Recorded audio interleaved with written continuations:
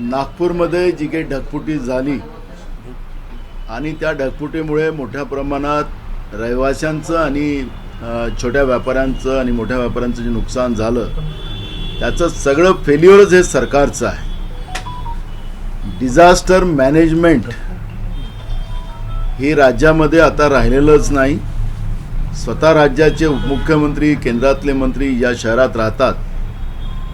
सगळं सरकार नागपूरमधून केंद्रातलं आणि राज्यातलं चालते अशा पद्धतीचा आव आणून जे काही भाजपचे सनामधन्य नेते या नागपूर शहरात वावरतात आणि स्वतःला विकास पुरुष समजतात, या सगळ्यांचं पितळ उघड पडलं. आणि तुम्हाला मी सांगितलं की डिझास्टर मॅनेजमेंटच्या माध्यमातून आपण लोकांना पहिले अलर्ट करू शकलो असतो किंवा असं आज ढगफुटी होणार आहे, तुम्ही आपल्या दुकानातलं सामान या ज्या भागामध्ये या पद्धतीची अडचण होणार होती त्या भागामध्ये लोकांना, रहिवासी लोकांना तुम्ही सांगू शकला असतात. आणि म्हणून हे सरकारचं 100% हे फेल्युअर आहे. आणि या फेल्युअरचं पश्चाताप करण्यापेक्षा लोकांना झालेल्या नुकसानची भरपाई पूर्ण मिळाली पाहिजे, ही भूमिका काँग्रेस पक्षाने कालच मांडलेली आहे. आपण पाहिलं की शहरामध्ये जे काही विकासाच्या नावाने ज्या विकासाचा बाऊ करून नागपूरतून काही नागपूरचा खरा विकास झाला, ज्याचा आम्ही 2019 मध्ये सुद्धा भूमिका आम्ही नागपूरच्या जनतेसमोर मांडली होती. हा विकास नाही, भकास आहे. आता या एका पावसाने हा जो विनाश या नागपूरकरांचा करण्याचं पाप नागपूरच्या सत्तेमध्ये बसलेले जे मग महानगरपालिकेमध्ये असतील, गेल्या 16 वर्षापासून या महानगरपालिकेमध्ये भाजप सत्तेमध्ये आहे. भगवान श्रीरामाला 14 वर्षाचा वनवास झाला, पण या 16 वर्षात नागपूरकरांना वनवासात पाठवण्याचं पाप या लोकांनी केलेलं आहे. जवळपास 17 वर्ष हे या ठिकाणी सत्तेत आहेत. गेल्या 10 वर्षापासून राज्यामध्ये सत्तेत, केंद्रात सत्तेत असलेले हे लोक या नागपूरकरांना ज्यांनी या पद्धतीनं वनवासात पाठवण्याचं पाप केलेलं आहे, यांना नागपूरकर कधी माफ करणार नाही. पण एक गोष्ट लक्षात घेतली पाहिजे की मग छोटे व्यापारी असतील त्यांनी कर्ज घेऊन, कारण की आता सणासुदीचा वेळ सुरू झालेला आहे, अनेक छोट्या व्यापाऱ्यांनी कर्ज घेऊन दुकानात माल भरलेला होता, त्यांचा सगळा माल खराब झालेला आहे. मग सोने चांदीची दुकानं असतील, कपड्याचे असतील, किराण्याचे असतील, स्टेशनरीचे असतील, या सगळ्या दुकानाचं या ठिकाणी मोठ्या प्रमाणात नुकसान झालेलं आहे. रस्त्याची उंची वाढवण्यासाठी, आपल्या बगलबच्च्यांचे पोट भरण्यासाठी ज्याप्रमाणे नागपूरला पूर्ण सिमेंटीकरण करण्याचं पाप या लोकांनी केलं, रस्ते उंच केले. या रस्ते सिमेंटीकरण झाल्यामुळे नागपूरचं टेम्परेचर महाराष्ट्रातल्या बाकी शहरापेक्षा आपोआप वाढलेलं आहे. त्याच्यामुळे रोगराई वाढली, लोकांचं इलेक्ट्रिकचा खर्च वाढला. एकीकडे महाराष्ट्रामध्ये महाविकास आघाडीचं सरकार बदलल्यानंतर या भाजप प्रणित येड्याच्या सरकारनं पुन्हा विद्युत दर वाढवलेत. लोकांची एक प्रकारची लूट करण्याचं काम, जेवढं काही विकासाचं मॉडेल हे दाखवतात हे सगळं कर्जरूपी आहे. आणि ह्या कर्जरूपाच्या माध्यमातून मग मेट्रो असेल, सिमेंटचे रस्ते असतील, अनेक काही विकासाच्या गोष्टी सांगतात. जसं 1700 कोटी रुपये, तो एक व्हिडिओ व्हायरल झालेला आहे आदरणीय केंद्रीय मंत्री गडकरी यांचा. त्यामध्ये नाग नदीमधून विमान त्या ठिकाणी उतरणार होतं, जहाज उतरणार, मोठं जहाज येणार होतं, व्यापारी जहाज येणार होतं. ते स्वप्न पूर्ण परवाच्या अतिवृष्टीमुळे या शहरामध्येच जहाज फिरायला लागलं. अशा पद्धतीचं चित्र या नागपूरचं झालेलं आहे. आणि म्हणून भाजपनी नागपूरकरांची तर माफी मागितलीच पाहिजे. आपण याच्यामध्ये भाजपचे राज्याचे अध्यक्ष जे आहेत बावनकुळेची, ते तर अजून त्यांची विद्वत्ता पुढे आलेली आहे की ज्या 4था स्तंभाला ते म्हणतात की चहा आणि ढाब्यावर या पत्रकारांना घेऊन जा, निवडणुका जिंकायच्या असतील तर, या पद्धतीचं स्टेटमेंट ते देतात. म्हणजे 4था स्तंभाची वाट लावायची. म्हणजे तुम्हाला आता ढाब्यावर, म्हणजे एवढं चीप केलं काँग्रेसने, तुम्हाला चीफ केलं होतं, तुम्हाला मोठं करण्याचं काम 4था स्तंभाला केलेलं होतं. पण भाजपने तुम्हाला एवढं हलकं करून टाकलं की तुमचं चहा आणि ढाब्यावरची पार्टी याच्यामध्येच तुम्हाला अवमूल्यन करून ठेवलेलं आहे. अशी परिस्थिती जेव्हा या ठिकाणी या खालच्या दर्जाचं राजकारण बीजेपी करत असेल तर निश्चितपणे नागपूरकरच नाही तर संपूर्ण महाराष्ट्रच नव्हे तर पूर्ण देश यांना धडा शिकवल्याशिवाय राहणार नाही. काँग्रेसची मागणी आहे की जे काही नुकसान झालं त्याचे तातडीने पंचनामे करून मग व्यापारी असतील किंवा रहिवासी लोकांचं जे नुकसान झालेलं आहे ते बरोबरीचं नुकसान दिलं पाहिजे. हे 50,000 रुपये तुटपुंजी मदत याचा आम्ही विरोध करू. त्यांना सगळी मदत केली पाहिजे, नाही तर काँग्रेस याच्यासाठी आंदोलन करेल आणि त्याचे सगळे परिणाम सत्तेमध्ये बसलेल्या भाजपला भोगावं लागणार. मदत सांगा परत किती म्हटली तुम्ही मागणी? जे काही नुकसान त्या लोकांचं झालं त्याचं प्रॉपर पंचनामे करून असं त्यांचं ते पंचनामे करून झालेल्या नुकसानची भरपाई पूर्ण केली पाहिजे. कारण की हे सरकारचं फेल्युअर आहे. आसमानी संकट आलं त्याला डिझास्टर मॅनेजमेंटचं फेल्युअर आहे आणि नागपूरचा जो विकास दाखवलेला आहे तो भकास कसा आहे, त्या भकासमुळे हे सगळं नागपूरकरांचं नुकसान झालेलं आहे. हे म्हणजे याला पूर्ण जबाबदारच हे सरकार आहे आणि त्याच्यामुळे सरकारने ही जबाबदारी घेऊन नागपूरकरांचं झालेल्या नुकसानाची पूर्ण भरपाई करावी ही भूमिका काँग्रेस पक्षाची आहे. शरद पवार आणि अदानींची भेट एका कार्यक्रमात झाली त्यामुळे हे होऊ द्या. नागपूरचे त्या अंबाझरीच्या परिसरामध्ये काही कामं झाले, अगदी मेट्रोची कामे झाले, क्रेजी केसलमध्ये जे काही झालं आपल्याला माहिती आहे. त्या ठिकाणी जे काही विकास कामं झाले ते या पुरासाठी जबाबदार आहे का? तिथून पाण्याचा आउटफ्लो कमी झालेला होता. आपण एक गोष्ट पाहिली की अंबाझरीच्या विकासामध्ये त्याचं जे खोलीकरण व्हायला पाहिजे ते झालं नाही. एक तिथं कन्स्ट्रक्शन हल्दीराम पासून सगळ्यांचं केलं गेलं. खऱ्या अर्थानं नाग नदीचा उगम हा MIDC मधून आहे, तो अंबाझरीतून नाही. आणि त्या नाग नदीच्या काठावरील या 17 वर्षामध्ये महानगरपालिकेने जे बांधकामाच्या परवानग्या दिलेल्या आहेत त्याच्यामुळे नाग नदीचं अस्तित्व त्या ठिकाणी संपवलं गेलेलं आहे.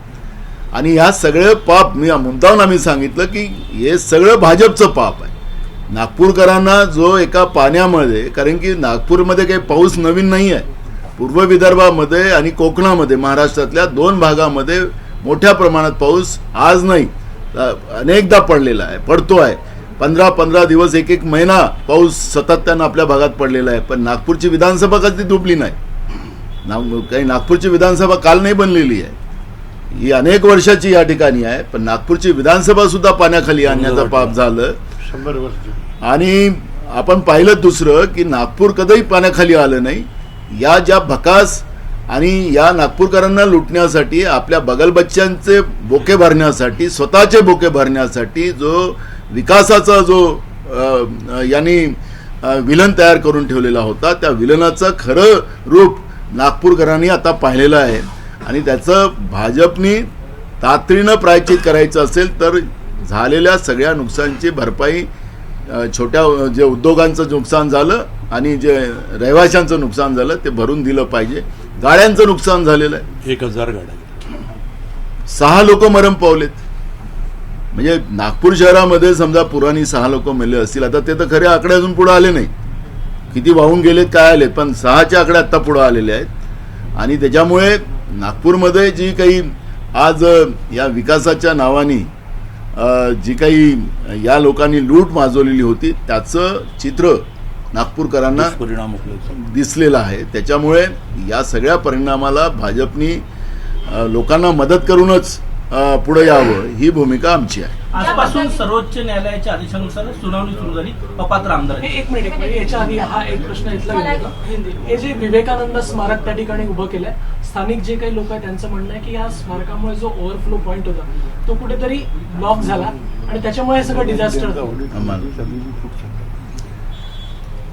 आपण पाहिलं की विवेकानंद स्मारक जे बांधलेलं आहे त्याच्यामध्ये खरं तर आपण पाहिलं की ते अनलिगल जी काही बांधकामे त्या ठिकाणी झालेली आहेत त्याचं तर एक प्रकारचं एक सोशल ऑडिट झालं पाहिजे.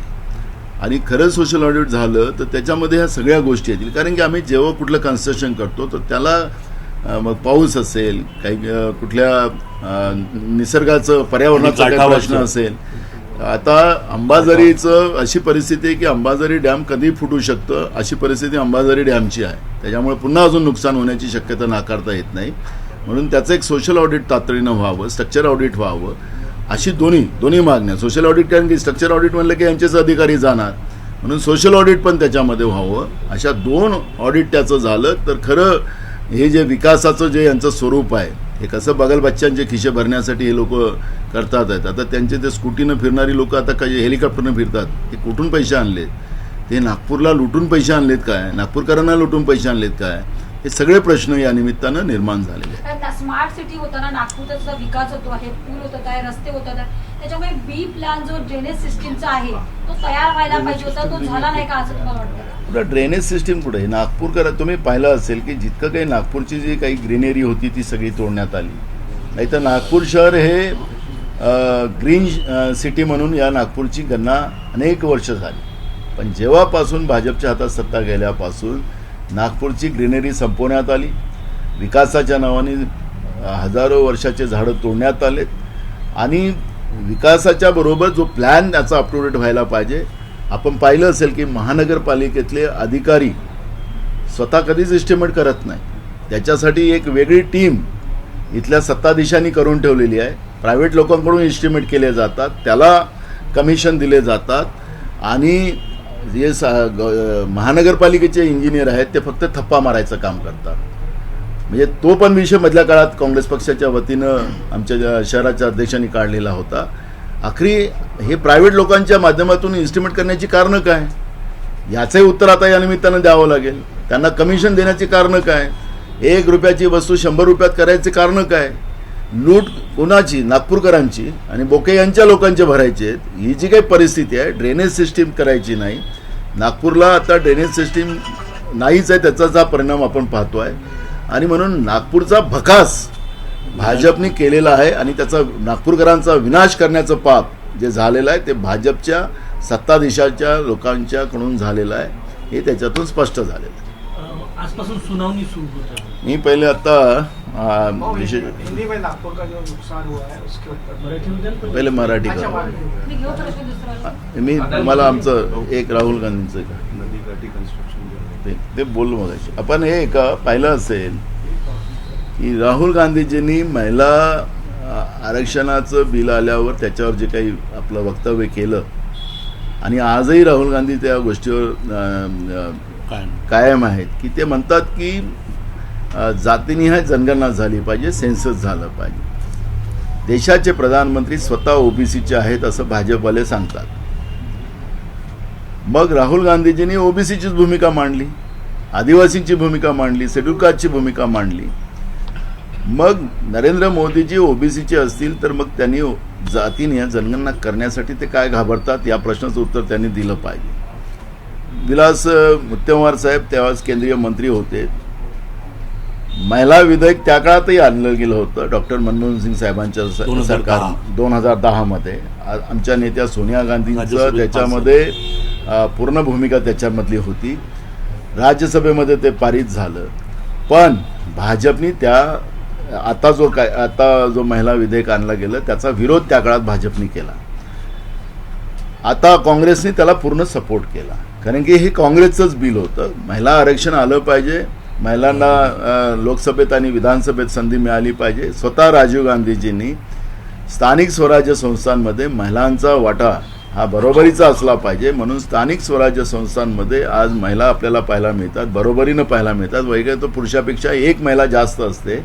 ही सगळी देण काँग्रेस पक्षाची राजीव गांधींनी त्या काळात केलेली होती. आणि मग डॉक्टर मनमोहन सिंग साहेबांच्या काळामध्ये 2010 मध्ये हा बिल महिला विधेयक आणलं होतं. त्याला बीजेपीने विरोध केला होता. पण काँग्रेसने आता त्याला सपोर्ट देऊन बीजेपीच्या काळामध्ये त्या बिलाला मान्यता दिली. पण जी मागणी आहे की सेन्सेस झालं पाहिजे त्याला बीजेपी का विरोध करते आहे हा प्रश्न या निमित्तानं निर्माण होते आहे. आणि मला असं वाटतं की बीजेपी हे ओबीसीच्या विरोधातलं आहे, बीजेपी हे शेड्यूल कास्ट आदिवासींच्या विरोधात आहे, भटक्यांच्या विरोधात आहे. याच्यातून ते स्पष्ट होते आहे आणि बीजेपीने याचं उत्तर दिलं पाहिजे. सुनावणीवर सांगा आजपासून सुनावणी. तेही आता काही हे बिल हां ते याच्यामध्ये फक्त हा जुमला आहे. कारण की 2024 मध्ये हे महिला आरक्षण बिल लागू होणार नाही, हे 2029 मध्ये लागणार. आणि सेन्सेस हा जो आहे हे सेन्सेस आता नाही करणार, हे नंतर करणार. हे सांगायचं तात्पर्य असं की आतापर्यंत ज्या काही घोषणा 15 लाख गरिबांच्या खात्यात टाकणार, 2 कोटी तरुणांना नोकऱ्या देणार, शेतकऱ्यांना शेतीच्या मालाला डबल भाव देणार, शेतीचा खर्च कमी करणार, ते सगळे जुमले होते. त्याच्याप्रमाणे हा चूक. तशाप्रमाणे महिला आरक्षण सुद्धा हा नरेंद्र मोदीचा आणि भाजपचा जुमला आहे हे त्याच्यातून स्पष्ट होते. हा सुनावणी आजपासून सुनावणी सुरू. शेड्यूल 10 प्रमाणे खरं तर ही कारवाई एका मर्यादेच्या आतमध्ये तिला संपलं पाहिजे होतं. माननीय अध्यक्षांनी विधानसभेच्या त्याप्रमाणे त्याला निर्णय देऊन तो निकाली काढायला पाहिजे होता.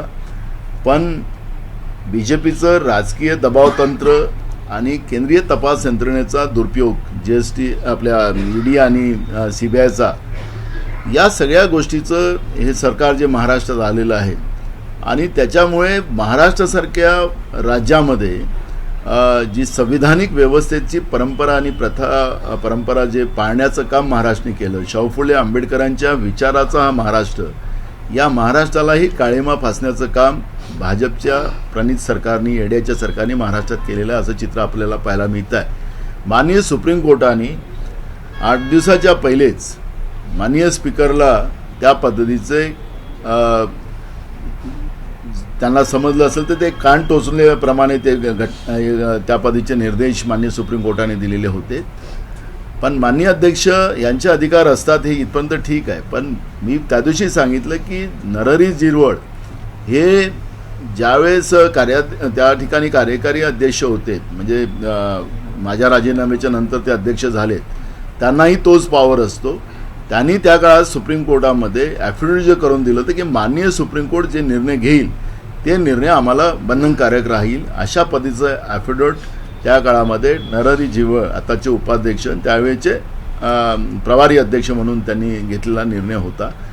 आखरी चेअर असते, त्या चेअरचं महत्त्व असते. राहुल नार्वेकर त्या चेअरवर बसलेत म्हणून ते अध्यक्ष आहेत, चेअरवर नसले तर एक सर्वसाधारण आमदार आहे. तशासारखं त्या चेअरनी ऑलरेडी माननीय सुप्रीम कोर्टाला सगळे अधिकार दिलेले असताना आज ज्या पद्धतीनं हे चित्र जे निर्माण होतं आहे हे महाराष्ट्राच्या बदनामीचं आहे. आणि मला असं वाटतं की जेव्हा माननीय सुप्रीम कोर्ट ही निर्णय घेण्याची भूमिका स्वतः येईल त्यावेळेस महाराष्ट्रातल्या जे काही संविधानिक व्यवस्थेची प्रथा परंपरा मोडकळीस निघालेली पाहायला मिळेल आणि त्याचे सगळं पाप हे भाजपवर जाणार. कारण की भाजप त्यांना संसदीय व्यवस्थेलाच, त्यांचं लोकशाहीलाच मान्यता नाही, अशा पद्धतीचं भाजप वागते आहे. हम करो सो कायदा, संविधानापेक्षा आम्ही मोठा आहोत. सत्तेत आम्हाला राजीव गांधींना 400च्या वर खासदार होते, आता तर नरेंद्र मोदीला कमी आहे, त्यांच्या एवढे खासदार नाही, 414 खासदार होते, आता तर किती आहे? 306. म्हणजे हा एवढा फरक आहे. म्हणजे तरी राजीव गांधींनी आणि काँग्रेसनी कधी सत्तेची गरमी आणली नाही. पण ह्या लोकांनी ज्या पद्धतीनं सत्तेचा दुरुपयोग करताय, केंद्रीय तपास यंत्रणेचा वापर करताय, तर हे सगळं राज्यातली आणि देशातली जनता बघते आहे यांच्या सत्तेच्या मस्तीचं. त्याच्यामुळे देशातलीच लोक आता पुढं सरसावलेली आहे की लोकशाही वाचली पाहिजे, संविधान वाचलं पाहिजे, आणि अशी पद्धतीची भूमिका आता लोकांनीच घेतलेली आहे. त्यामुळे हे काही जास्त दिवस सत्तेत राहणार नाही, सत्तेच्या बाहेर लवकरच येणार. पण हे जे काही आता माननीय सुप्रीम कोर्टाने महाराष्ट्रासारख्या संसदीय प्रथा परंपरा राबवणारे जे महाराष्ट्र आहे त्याला काळीमा लावण्याचं काम जे भाजप करत आहेत त्यांनी तातडीनं सुधार करावा, एवढीच आमची भूमिका आहे. नितीश राणे यांनी पत्र दिलं विधानसभा अध्यक्षांना. होतील का? आणि आता एकनाथ शिंदे जे मुख्यमंत्री बनवणार त्यामुळे पद लवकरच माननीय सुप्रीम कोर्टाने ज्यावेळेस निकाल दिलेला होता त्या निकालामध्ये हे म्हटलं होतं की सुनील प्रभू हेच प्रतोद असतील. कारण की आमदार आणि खासदार हे पक्ष नसतात, पक्ष असतो आणि पक्षाचा प्रमुख उद्धव ठाकरे आणि त्यांनी नेमलेला प्रतोद जो आहे तो सुनील प्रभू आहे. यांनी एकनाथ शिंदेनी दुसरा प्रतोद केलेला होता. आता जो चीफ व्हीप जो होता तो सुनील प्रभू आहे. सुनील प्रभूंनी जो व्हीप जारी केला असेल त्यालाच मान्यता मिळेल आणि त्या आधारावर 16 लोक अपात्र होतील. ते सोपं आहे. माननीय सुप्रीम कोर्टाने त्यामध्ये एकदम क्लिअर डायरेक्शन दिलेलं आहे. त्याच्यामुळे माननीय अध्यक्ष करतील किंवा माननीय सुप्रीम कोर्ट करेल, पण ते अपात्रता होणं हे ठरलेलं आहे. त्या अपात्रतेच्या हे वेळ काढू शकतात पण ते अपात्रता थांबवू शकत नाही, एवढं त्याच्यातलं स्पष्ट आहे. उपसभापती शरद पवारांच्या भेटीमुळे कुठेतरी काँग्रेस नाराज आहे असं दिसतंय, चित्र झालंय. आम्ही त्यांचा व्यक्तिगत प्रश्न आहे, त्यांनी कोणाला भेटावं तो त्यांची पार्टीचा प्रश्न आहे. त्याच्यामुळे काँग्रेसला कुठेही डिस्टर्ब होण्याचं कारण नाही. काँग्रेस हे देशातलं स्वातंत्र्याच्या लढ्यातली पार्टी आहे. स्वातंत्र्य काँग्रेसने मिळवून दिलं. डॉक्टर बाबासाहेब आंबेडकरांच्या संविधानाच्या आधारावर हा देश उभा करण्याचं काम, महासत्ताक बनवण्याचं काम काँग्रेसने केलं आणि जे काही कमवून ठेवलं ते विकण्याचं काम भाजप आता देशात करते हे आपण पाहतोय. उपसभापती त्याच्यामुळे कोण कोणाच्या पक्षामध्ये कोण कोणाला भेटतं त्याचं आम्हाला कुठलाही सोयसूतक वो नाही. हिंदी में बताइए, ये क्वेश्चन हिंदी में बताइए. कोणचा? अदानी के साथ मुलाकात हुई है शरद पवार. देखो, शरद पवार जी की पार्टी अलग पार्टी है. शरद पवार जी किससे मिलते क्या मिलते उससे कांग्रेस को कोई लेना देना नहीं. कांग्रेस ये आज़ादी की लड़ाई की पार्टी है. कांग्रेस ने आज़ादी इस देश को दिलाई. कांग्रेस ने इस देश को आज़ादी के बाद देश को खड़ा करने का, जिस देश में सुई नहीं बनती थी उस सुई से रैकेट तक इस देश में बनाने का काम कांग्रेस ने किया. देश को महासत्ता कांग्रेस ने बनाया. और आज जो सत्ता में बैठे जिनका आज़ादी से भी कोई संबंध नहीं था और ना लोकतंत्र में कोई उनका संबंध नहीं था, लेकिन आज वो सत्ता में बैठकर देश को बेच के देश चला रहे हैं, ये फर्क है. और कांग्रेस की लड़ाई देश को बचाने की है. कौन किससे कौन से पार्टी का आदमी किसको मिलता है इससे कोई कांग्रेस को लेना देना नहीं. बावन को लेके कहा है कि राहुल गांधी प्रमुखता से ये मुद्दा उठाते हैं अदानी का, हर रोज उस पर जब मौका मिलता है तब बोलते हैं. ऐसे में शरद पवार जी का अदानी के साथ मिलना और इंडिया गठजोड़ में ये दरार नहीं पैदा करेगा? हमें कोई नहीं फर्क है. हमने पहले शुरुआत में कांग्रेस ने कहा है कि जो बीजेपी के विरोध में लड़ने के लिए हमारे साथ खड़े हैं उसको आगे लेके साथ ले जाकर हम लोग लड़ेंगे. ये भूमिका कांग्रेस पार्टी के, कोई रहेगा नहीं रहेगा तो भी कांग्रेस पार्टी बीजेपी के इस अत्याचारी और लोकतंत्र विरोधी व्यवस्था के विरोध में कांग्रेस लड़ेगी. राहुल गांधी जी ने वो भूमिका रखी. आपने देखा होगा मणिपुर की घटना में कहा कि आप भारत माँ के हत्यारे हो. ये संसद में बोलने का ताकत रखने वाला कोई अगर इंसान हो तो राहुल गांधी और कांग्रेस रख सकती है. और जो हत्यारे लोग हैं उनके विरोध में हम भारत माँ की हत्या हम होते देखेंगे नहीं. कांग्रेस लड़ेगी. जो हमारे साथ आएगा उसको लेके चलेंगे. बावन को लेने कहा था. एक मिनट सर, इसी से आगे एक जुड़ा हुआ प्रश्न है. एक जगह राहुल गांधी अदानी का विरोध कर रहे हैं और दूसरी तरफ गठबंधन के मुख्य एक नेता उनसे मिल रहे हैं. एक बार ही नहीं कई बार ये मुलाकात हुई है. आपको नहीं लग रहा कि गठबंधन में कहीं न कहीं दरार आएगी? हमारा कोई उसका लेना देना नहीं. वो उनका दल अलग है, उनका क्या है. जो बीजेपी के विरोध में लड़ने के लिए हमारे साथ आएगा उसको साथ लेके चलने की भूमिका कांग्रेस पार्टी की है. और कांग्रेस पार्टी ने ये भूमिका हमेशा स्पष्ट की है. तो बावन को लेने कहा है कि पत्रकार को चाय और ढाबे पे लेके देना चाहिए. क्या देखो, ये लोकतंत्र को न मानने वाली पार्टी का प्रदेश का अध्यक्ष है. तो लोकतंत्र में चौथा स्तंभ ये हमारा पत्रकारिता होती है, हमारा मीडिया होता है. ये मानने का काम कांग्रेस हमेशा करती रही है और उसको एक रिस्पेक्ट देने का काम कांग्रेस ने हमेशा किया है. लेकिन जो पार्टी जब ये चौथा स्तंभ को मानती नहीं है तो आपको अवमूल्यन करती है, आपको गाली देती है. अगर आपने मीडिया में उनके विरोध में जो वास्तविकता अगर तो आपने दिखाई तो उसके ऊपर एक्शन ली जाती है. तुम नंगे हो तो नंगा भी बोलना तुम्हारे को मना ही है, नहीं तो लोकशाही बंद हो जाएगी. कर दी भी, लोकशाही चैनल तो बंद कर दिया था. तो ऐसी जो परिस्थितियां है, ये परिस्थितियां जो है तो उनके प्रदेश के अध्यक्ष वो क्या करेंगे, तुमको चाय और ढाबे पे ही ले जाएंगे. तुम्हारे को इतना अवमूल्यन तुम्हारा करके रखा है कि वही है. तो आपने सोचना है, आपकी भी लढाई है. अजितदादा म्हटले की माझ्याकडे अर्थ खातं राहील की नाही माहित नाही. कसं बघतो तुम्ही याच्याकडे? या येड्यांच्या सरकारमध्ये फक्त मोजमस्ती चाललेली आहे.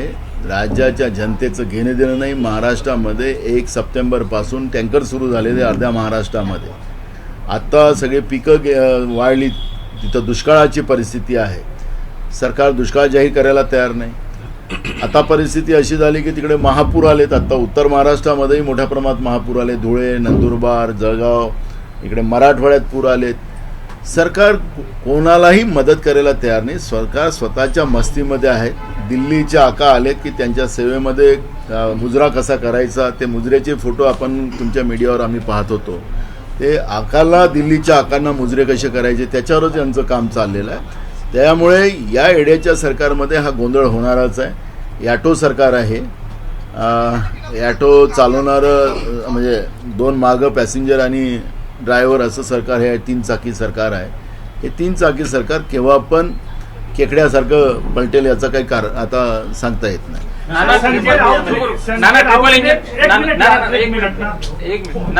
ट्रिपल इंजिन सरकार सध्याला आमच्यामध्ये चांगला सुसंवाद चालू आहे असं म्हणतात मुख्यमंत्री. ट्रिपल इंजिन नाही आहे. मागील 1.25 वर्षामध्ये जे आहे 5 शासन निर्णय जे आहे ते मागे घेण्यात आले आहेत, तर कसं बोलतात?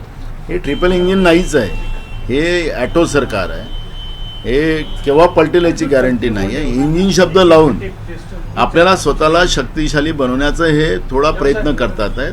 हे 3 इंजिनचं सरकार नाही, हे ॲटोचं सरकार. अपात्रतेची नोटीस स्वतः निलमताई गोरे यांना दिलेली आहे, त्यामुळे सुनावणीमध्ये त्यांच्या समोर काही पेच निर्माण होईल का असं मला वाटतं? बिलकुल होलंच पाहिजे, कारण की अखरी त्या एका पक्षाच्या आमदार होत्या आणि आमदार म्हणून त्या उपसभापती झाल्या आहेत. आमदार नसत्यात तर उपसभापती व्हायचं कारणच नाही. पहिले त्या आमदार आहेत आणि त्यांनी पक्षाचं व्हीप तोडला असेल तर त्यांच्यावर कारवाई होईल. उपसभापती आहे किंवा स्पीकर आहेत म्हणून त्यांच्यावर कारवाई होणार नाही असं नाही आहे. आखरी शेड्यूल 10 आपण पाहिलं तर शेड्यूल 10मध्ये कुठेही लॅकुना ठेवला गेलेला नाही, एकदम क्लिअर आहे. पक्ष आदेश हा सर्वश्रेष्ठ असतो. पक्ष आदेश पाळला गेला नाही तर त्याचा अपात्रतेचं नोटीस देण्याचा अधिकार पक्षप्रमुखाला असतं आणि ते क्लिअर आहे. सर, संजय राउत ने कहा है कि असदुद्दीन ओवैसी यह निर्णय ले कि वो किसके साथ हैं, क्या वो कहीं न कहीं बीजेपी के बी टीम के तौर पे तो सामने नहीं आज उन्होंने कहा कि ओवैसी यह निर्णय ले कि वो गठबंधन के साथ है या बीजेपी के साथ है, क्या आप लोगों को लग रहा है? देखो, असदुद्दीन ओवैसी का सब्जेक्ट हमारा है नहीं, क्योंकि आज ना गठबंधन में उनका कोई नाम है ना कुछ है नहीं.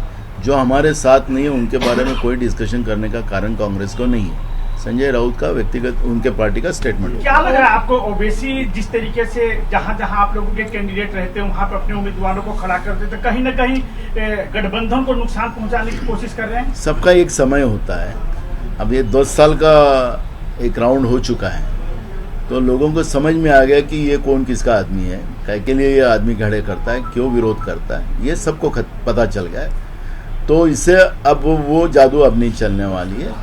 अब मुस्लिम वोट हो या शेड्यूल कास्ट वोट हो या ट्राइबल वोट हो, जो सेकुलर वोट या है वो वोट अब यूनाइटेड अब कांग्रेस के साथ आएगा. इन लोगों को वो इशू नहीं है. अब लोगों की भावना, खुद राहुल गांधी जी ने 4000 किलोमीटर पदयात्रा करने के बाद उनको समझी. हमने भी संवाद यात्रा महाराष्ट्र में निकाली, हमें भी लोगों की भावनाएं पता चली. लोगों में बड़ा चेंज है और लोग चाहते कि कांग्रेस अब सत्ता में आए. कांग्रेस के सिवाय इस देश को कोई नहीं बचा सकता. ये भूमिका अब सब जनता की होगी. सेकुलर वोट पूरे अब कांग्रेस के साथ जॉइंटली खड़े होंगे. इसलिए ये सब इशू की चर्चा कांग्रेस पार्टी करना नहीं चाहती. लोगों के इशू और देश को बचाना यही हमारा कांग्रेस का मकसद है. याच्याशी संबंध है. ओवैसी ने चुनौती दी है, ओवैसी ने चुनौती दी है कि राहुल गांधी में अगर हिम्मत है तो वो मेरे खिलाफ या उनके खिलाफ हैदराबाद से आके चुनाव लड़े. वो नरेंद्र मोदी को देना, देश के प्रधानमंत्री को देना चाहिए, क्योंकि आज देश की सरकार मुस्लिमों पे अत्याचार कर रही है, अन्याय कर रही है, तो उनको चैलेंज करे ना. राहुल गांधी तो एक सिंपल सांसद है, उनको चैलेंज करने में क्या फायदा है. उनको करे, मोदी जी को, क्योंकि वो मुस्लिम लोगों के ऊपर अन्याय कर रहे हैं. काल फडणवीसांनी दौरा केला, एक व्हिडिओ मोठ्या प्रमाणात व्हायरल होत होता, स्थानिकांचा मोठा रोष बघायला मिळाला. आपण सुद्धा तो ट्विट केलेला. माझं आहे व्हिडिओ पाठवू. मी तो व्हिडिओ आहे माझ्याकडे, पण आम्ही पण ट्विट केला त्याला. पण मूळ भाग असा आहे की नागपूरकरांचा भाजपच्या सत्तेमध्ये बसलेल्या लोकांच्या बद्दलचा जो काही विश्वास पहिलेच्या काळात होता तो विश्वास आता राहिलेला नाही.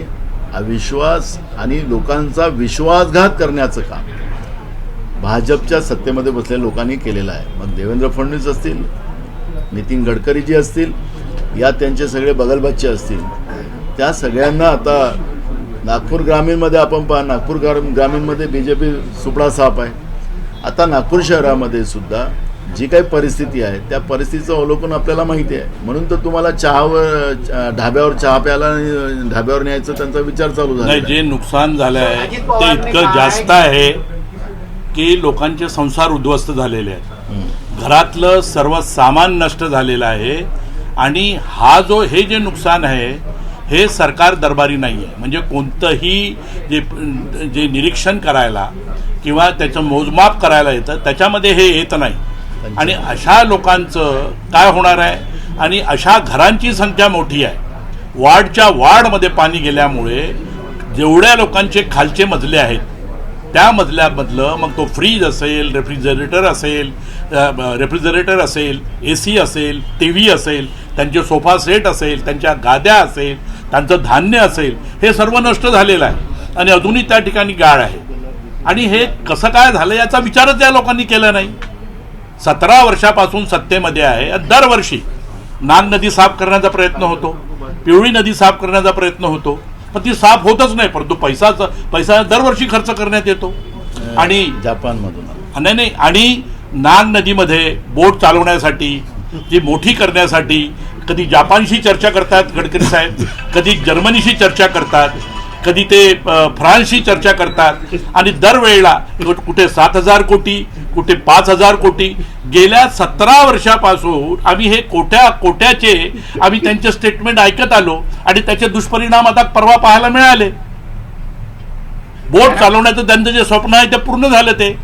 आणि ह्या 17 वर्षापासून कॉर्पोरेशनच्या माध्यमातून त्यांनी या नागपूरचा सत्यानाश केला. आणि नंतर 10 वर्षापासून ते तिथे आहे. तर ते सगळं नियंत्रण कोणाचं आहे? इथले अधिकारी काहीच काम करत नाही. हे सगळे यांच्या मार्फत होते. आणि यांनी जो विकासाचं स्वरूप नागपुराच्या समोर आणलेलं आहे त्याचे दुष्परिणाम आज नागपूरची जनता भोगून राहिलेली आहे. तुम्ही सुद्धा आपलं एक सर्व्हे करा घराघरामध्ये जाऊन की किती नुकसान झालेलं आहे म्हणून. आणि या लोकांना खरी परिस्थिती सांगा की तुम्ही काल, म्हणूनच ते देवेंद्र फडणवीस फिरले, ते अजून आतमध्ये गेले असते तर लोकांनी त्यांना आतमध्ये घेतलं असतं. गडकरी तसे फिरत नाही बिचारे, ते त्यांना एकदा फिरा म्हणा, किती नुकसान झालेलं आहे. मीटिंग घेतात. भाऊ 20 विद्यार्थ्यांपेक्षा कमी असलेल्या शाळा बंद करण्याचा सरकारने निर्णय घेतलेला आहे. जवळपास राज्यातील 15,000 शाळा यामुळे बंद होऊ शकतात, खास करून मराठी. मी आपल्याला सांगतो की आपल्या देशामध्ये, विशेष करून आपल्या संविधानामध्ये डॉक्टर बाबासाहेब आंबेडकरांनी शिक्षण आणि आरोग्य या 2 गोष्टी कायद्यानेच आणि संविधानिक व्यवस्थेनेच बंधनकारक करून ठेवलेल्या आहेत. आज आरोग्याचे 3-13 वाजवले त्या लोकांनी. आणि आता शिक्षण प्रणालीलाही संपवायची व्यवस्था हे लोकांनी सुरू केलेली आहे. महाराष्ट्रामध्ये 80,000 शिक्षक कमी आहेत. शिक्षक शाळेमध्ये नसतील तर पटसंख्या राहायचं काही कारणच नाही. हे मुद्दामून शिक्षकाच्या जागा भरायच्या नाही.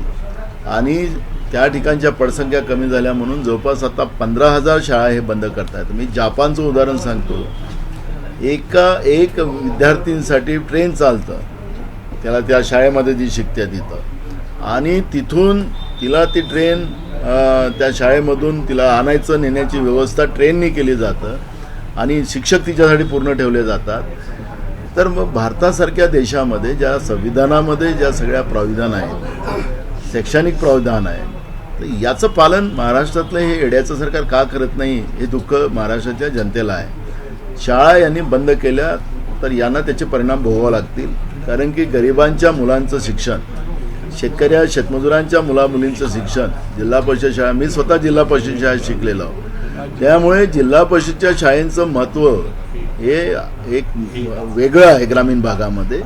आणि ह्या शाळाच मोडकळीस काढायला हे लोक निघाले असतील तर यांचे परिणाम यांना भोगावे लागतील. आम्ही परवा पण मुख्यमंत्र्यांना पत्र पाठवलेलं आहे की हे पाप करू नका कृपया, नाहीतर शाळा बंद केला तर तुम्हाला याचे परिणाम पूर्ण भोगावे लागतील. पंकजा ताईच्या कारखान्याला नोटीस बजावलेली आहे, कर भरला नाही, 19 कोटीचा कर चुकवला नाही म्हणून हे विशेष मानलं जाते भाजपच्या नेत्यांनी. ते आता गुडबुकमध्ये नसतील त्याच्यामुळे तो प्रॉब्लेम आहे सध्या. जे गुडबुकमध्ये नाहीत त्यांना त्रास द्यायचा, आणि जे गुडबुकमध्ये आहेत त्यांनी किती पैसा जमवला तरी त्यांच्यावर कारवाई नाही, अशा पद्धतीची प्रक्रिया आहे. आता 70,000 कोटीचं जे उदाहरण आहे, भोपाळमधून देशाचे महामहिम प्रधानमंत्री बोलतात की राष्ट्रवादी ही डकेत पार्टी आहे, चोर पार्टी आहे, 70,000 कोटी मोस्ट करप्टेड पार्टी आहे. 70,000 कोटीचा भ्रष्टाचार यांनी इरिगेशन आणि सहकारामध्ये केला. आता तुम्हाला माहितीसाठी सांगतो की अमित शहा गुजरातमध्ये ज्या बँकेचे प्रमुख आहेत सहकारीतल्या बँकेचे, तिथं 1,700 कोटीचा भ्रष्टाचार झालेला आहे. आता यांना वाटलं असेल की साला आमच्यापेक्षा हे विद्वान आहेत, 1,700च केले, याने तर 70,000 कोटीचं केलं, म्हणून त्यांना आपल्यासोबत घेऊन टाकले. म्हणजे सांगायचं तात्पर्य असं आहे की भ्रष्टाचारी व्यवस्थेला डोळे दाखवायचे आणि भ्रष्टाचारी व्यवस्थेला आपल्यामध्ये घ्यायचं, ते गुडबुकमध्ये आले. आणि जे यांच्या पापावर बोट दाखवतात त्या लोकांवर कारवाई करायचं, हे बीजेपीची प्रणाली राहिलेली आहे. त्याच्यामध्ये पंकजाताई पण आलेली असेल. सर, अजीत पवार ने कहा है कि मैं कब तक ऊर्जा, मेरे पास ऊर्जा खाता कब तक रहेगा. अजीत पवार ने अर्थ खातं म्हणून फडणवीसांकडे होतं का? अर्ज खाता मेरे पास कब तक रहेगा ये पता नहीं. और 16 आमदारों के बारे में क्या देखो, ये महाराष्ट्र की जो एडे की सरकार है, एडे का मैं हिंदी में और विस्तृत बताता हूँ. ई का एकनाथ का ई, डी का देवेंद्र, ईडी हो गया और उसको लग गया ये, तो ये एडे की सरकार, एडा क्या बोलोगे वो सरकार. ये सरकार मौज मस्ती करने वाली सरकार है, राज्य के जनता के पैसे की लूट मचाने वाली सरकार है. ये सरकार